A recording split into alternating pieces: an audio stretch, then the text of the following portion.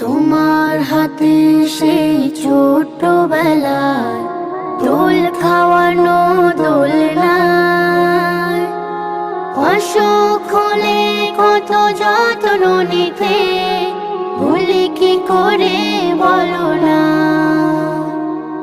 ফিরবে না জেনেও তোমার সাথে আমায় কেন মানিলে না মা, আর কেন